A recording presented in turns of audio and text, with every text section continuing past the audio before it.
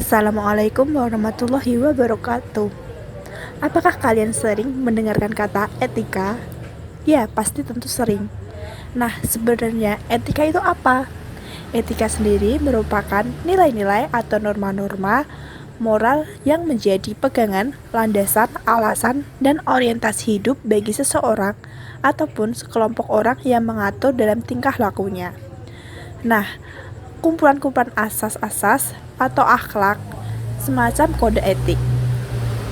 Nah, untuk lebih lanjutnya, aku akan membahas terkait etika hukum kesehatan.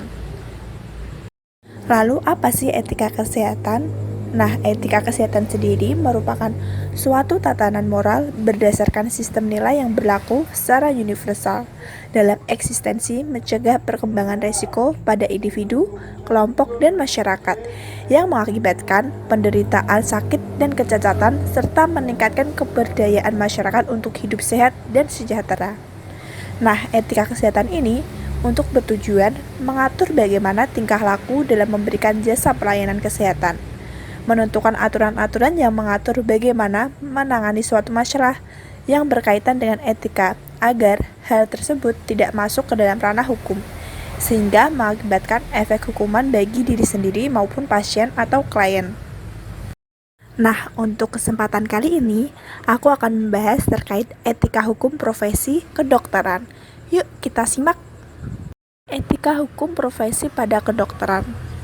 Etika kedokteran sangatlah berbeda dengan etika kesehatan masyarakat. Etika kedokteran sendiri menyatakan bahwa seorang dokter janganlah dipengaruhi oleh pertimbangan-pertimbangan pribadi. Nah, seorang dokter harus senantiasa mengingat kewajiban untuk melindungi hidup makhluk insani. Seorang dokter memperlakukan teman sewajarnya sebagaimana ia sendiri ingin diperlakukan. Seorang dokter juga harus tetap memelihara kesehatan dirinya.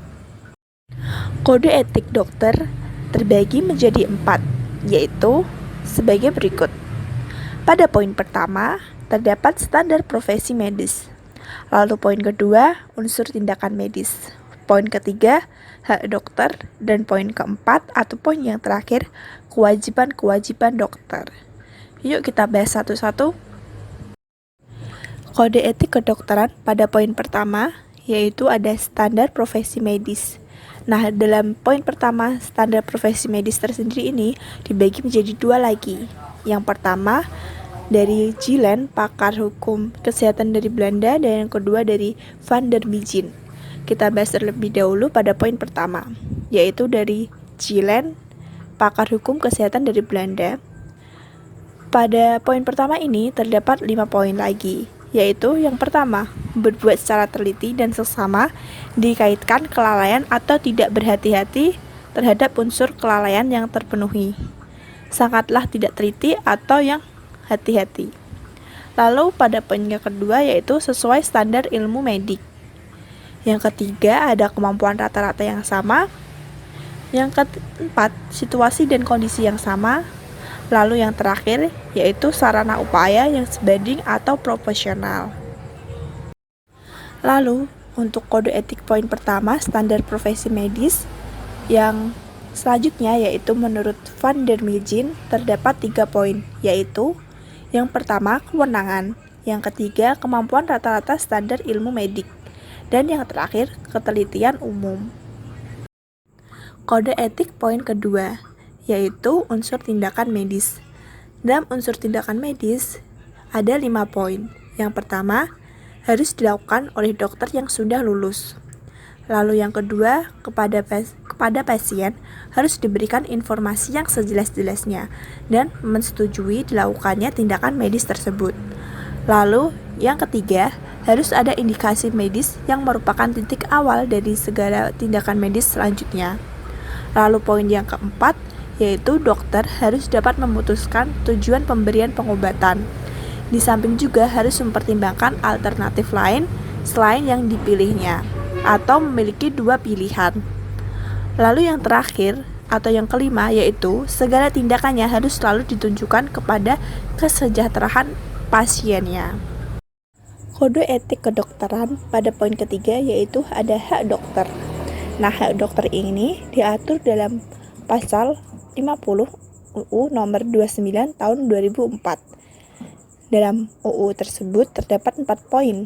Yang pertama yaitu memperoleh perlindungan hukum sepanjang melaksanakan tugas sesuai dengan standar profesi medis dan standar prosedur operasional.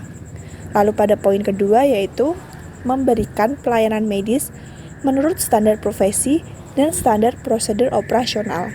Lalu ada poin yang ketiga yaitu memperoleh informasi yang lengkap dan jujur dari pasien atau keluarganya. Dan yang terakhir atau poin keempat, menerima imbalan jasa.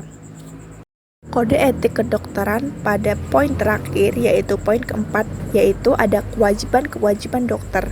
Nah, pada kode etik yang terakhir ini terbagi menjadi 2. Yang pertama, menurut Linin. Yang kedua, menurut Undang-Undang Kesehatan Nomor 23 Tahun 2003 Pasal 50 dan Pasal 51. Kewajiban-kewajiban dokter menurut Linin. Nah, kewajiban-kewajiban dokter ini dibagi menjadi 3. Yang pertama, kewajiban yang timbul dari sifat perawatan medis, di mana dokter harus bertindak sesuai dengan standar profesi medis atau menjalankan praktek dokternya. Lalu yang kedua, kewajiban untuk menghormati hak-hak pasien yang bersumber dari hak-hak asasi dalam bidang kesehatan. Dan poin yang terakhir atau yang ketiga, kewajiban yang berhubungan dengan fungsi sosial pemeliharaan kesehatan. Sedangkan kewajiban-kewajiban dokter menurut Undang-Undang Kesehatan Nomor 23 Tahun 2003 Pasal 50 dan Pasal 51. Yang pertama, tenaga kesehatan menyelenggarakan atau melakukan kegiatan kesehatan sesuai dengan keahlian dan kewajibannya. Lalu yang kedua, harus mematuhi standar profesi medis dan menghormati hak dari pasiennya. Nah, pada etika hukum kesehatan kedokteran ini, kita juga harus mengetahui hak dan kewajiban pasien yang harus diketahui oleh klien atau pasiennya. Nah, kenapa hal tersebut harus diketahui? Karena kode etik kedokteran sangat berkaitan terkait hak dan kewajiban pasien, sehingga keduanya saling berkaitan. Yuk kita bahas. Hak pasien terbagi menjadi 2, yaitu menurut Undang-Undang Nomor 23 Tahun 1992 tentang Kesehatan pada Pasal 53 Nomor 2, dan menurut UU Paradoks pada Pasal 52. Nah, pada UU Nomor 23 Tahun 1992 terkait kesehatan terdapat 4 poin. Yang pertama, pasien berhak atas informasi. Yang kedua, pasien berhak memberikan persetujuan. Lalu yang ketiga, hak atas rahasia kedokteran. Yang keempat, hak atas pendapat kedua, yaitu opini kedua, hak memberikan persetujuan, yang artinya kembali lagi kepada pasien. Lalu, sedangkan menurut UU Paradoks pada Pasal 52 terdapat 4 poin juga. Yang pertama, mendapat penjelasan secara lengkap tentang tindakan medis yang akan ditempuhnya. Lalu yang kedua, meminta pendapat dari diri sendiri atau dari orang lain. Lalu yang ketiga, mendapat pelayanan sesuai dengan kebutuhan medis.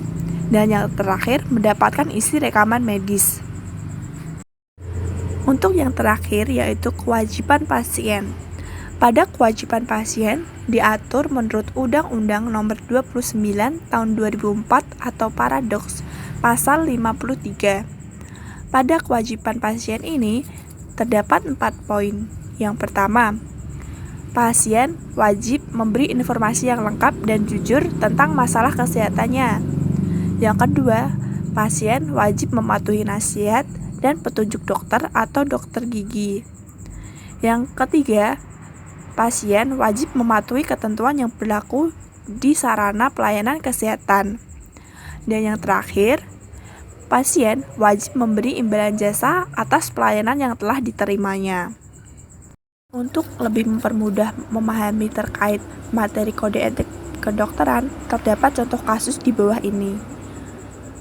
Kasus dugaan malpraktek tersebut telah terjadi pada tanggal 10 April 2010 yang lalu.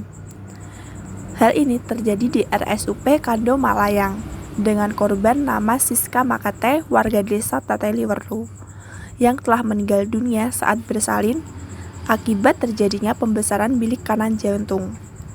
Hal tersebut diduga pembesaran bilik kanan jantung korban telah terjadi karena pengaruh infus dan obat yang diberikan oleh dokter.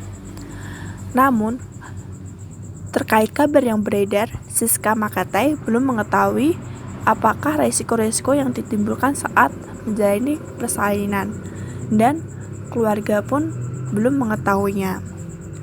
Malangnya, mengetahui tidak tahu apakah dokter memang sudah memberitahu resiko ataupun tidak. Sehingga kasus tersebut diduga merupakan sebuah malpraktek yang terjadi atas Siska. Dari kasus dugaan malpraktek tersebut, terdapat pelanggaran kode etik yang dilakukan oleh dokter. Terdapat 2 poin dari kasus pelanggaran tersebut. Yang pertama, pelanggaran pertama diambil menurut Linin, yaitu kewajiban dokter. Kewajiban yang timbul dari sifat perawatan medis, di mana seorang dokter harus bertindak sesuai dengan standar profesi medis atau menjalankan praktek kedokterannya. Dalam poin tersebut, dokter tersebut tidak menjalankan standar profesi medis yang sesuai karena tidak memberitahukan resiko-resiko yang akan terjadi saat seseorang itu menjalani persalinan. Lalu pada poin kedua yang dilanggar oleh kode etik kedokteran tersebut, yaitu melanggar hak pada pasien menurut UU Pradoks pasal 52, yaitu tidak mendapatkan penjelasan secara lengkap tentang tindakan medis. Sehingga kode etik pada dokter dan hak dan kewajiban pada pasien sangat berkaitan. Jika dokter tidak mengetahui hak dan kewajiban pada pasien, mereka dapat melanggar hak dan kewajiban atau kode etiknya mereka. Nah, yang mengakibatkan hal tersebut dapat merugikan bagi seorang dokter dan kliennya, sehingga keduanya bisa saling merugi atau tidak saling untung. Sekian materi dari etika hukum profesi dokter. Wassalamualaikum warahmatullahi wabarakatuh.